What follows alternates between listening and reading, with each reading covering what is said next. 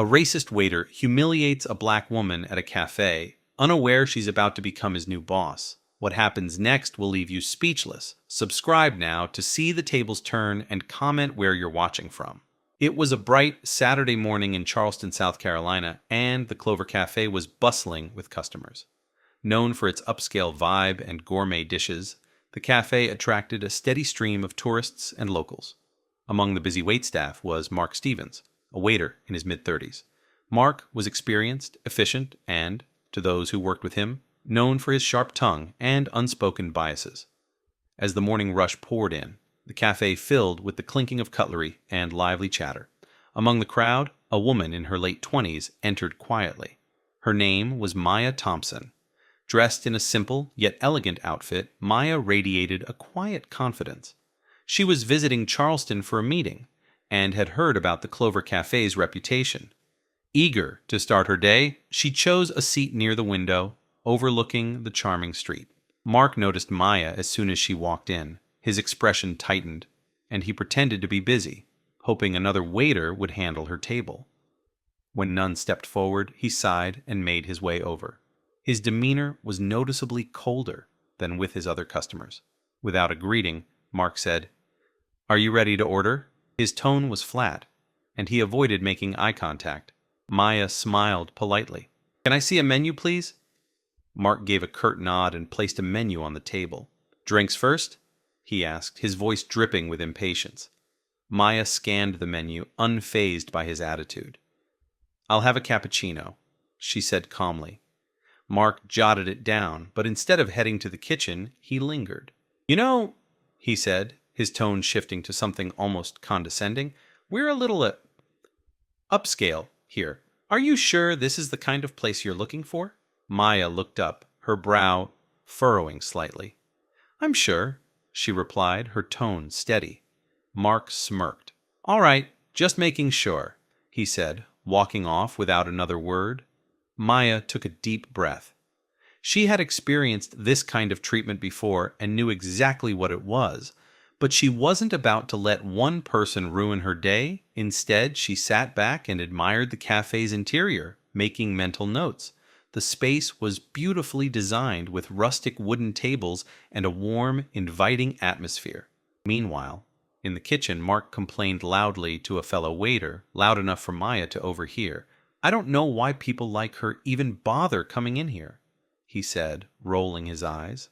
Maya heard every word but remained calm. She had learned long ago that the best response to ignorance was composure.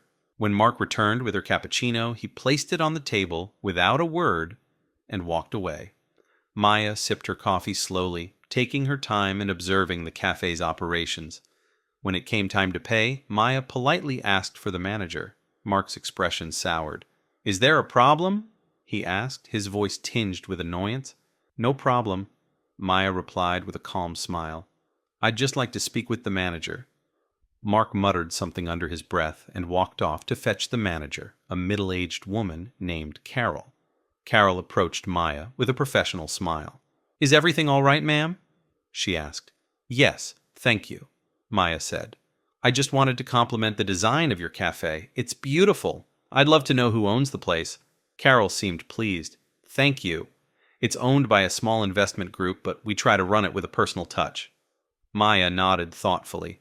"Well, I think you've done a fantastic job. I'll definitely be back." As Maya left, she noticed Mark glaring at her from behind the counter. She didn't acknowledge him. Instead, she walked out with a quiet determination. Little did Mark know this wouldn't be the last time he'd see her. 2 months later, the Clover Cafe was abuzz with rumors. The staff had heard whispers about a new owner taking over, though details were scarce. Mark Stevens, as usual, was skeptical. "Probably some out-of-touch investor who won't even step foot in the place," he muttered to his coworkers. He wasn't worried. After years at the cafe, Mark considered himself untouchable. The day of the big announcement arrived. The staff gathered near the back of the cafe, waiting for the introduction of the new owner. Carol, the manager, stood at the front, nervously adjusting her name tag. Finally, she cleared her throat and it addressed the group.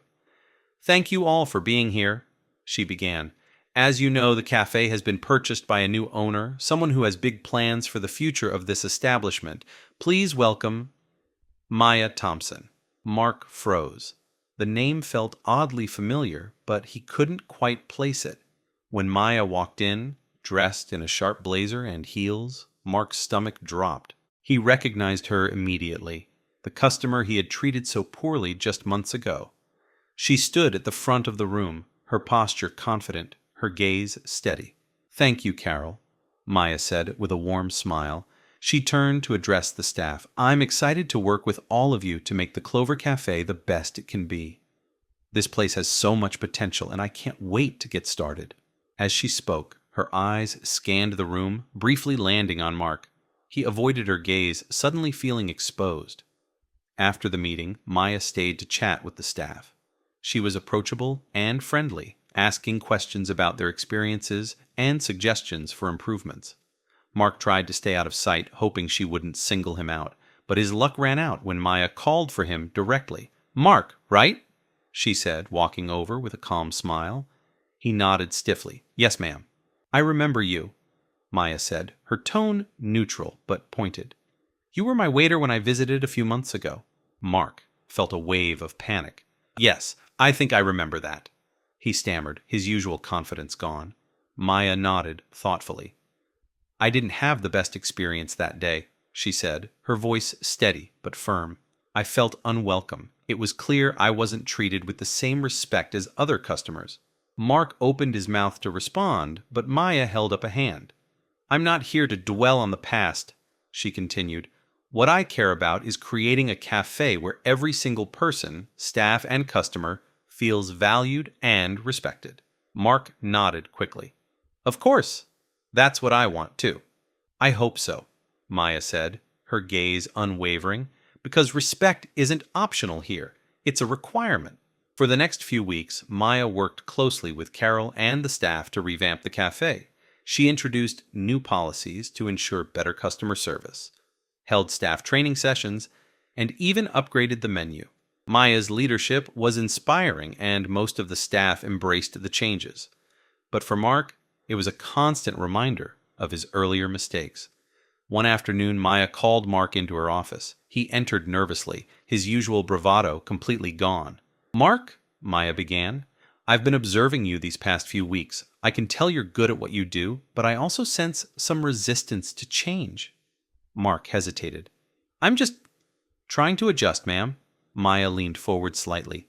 "I want to believe that, but I need more than words. This cafe is about more than serving food. It's about creating an experience where everyone feels welcome. Can I trust you to represent that?" Mark nodded quickly. "Yes, absolutely." Maya studied him for a moment before nodding. "All right, let's make it happen." From that day on, Mark made a conscious effort to improve. He greeted customers warmly, worked collaboratively with his coworkers, and began to shed his old attitude. It wasn't easy, but he knew he was being given a second chance, one he couldn't afford to waste. Over time, the cafe thrived under Maya's ownership. Word spread about the welcoming atmosphere, and business boomed. Regular customers praised the changes, and even Mark found himself enjoying his work more than ever. One evening, as the cafe was closing, Mark approached Maya. "I just wanted to say thank you," he said awkwardly, "for not giving up on me. I didn't deserve it." Maya smiled, her expression kind but firm. "Everyone deserves a chance to grow, Mark. What matters is what you do with it." As Mark walked away, he realized the truth in her words. Maya's leadership had changed more than just the cafe, it had changed him. And, for Maya, the transformation of the Clover Cafe wasn't just a professional victory, it was a personal triumph, a reminder that true power comes from grace, resilience, and the ability to turn even the most challenging moments into opportunities for growth.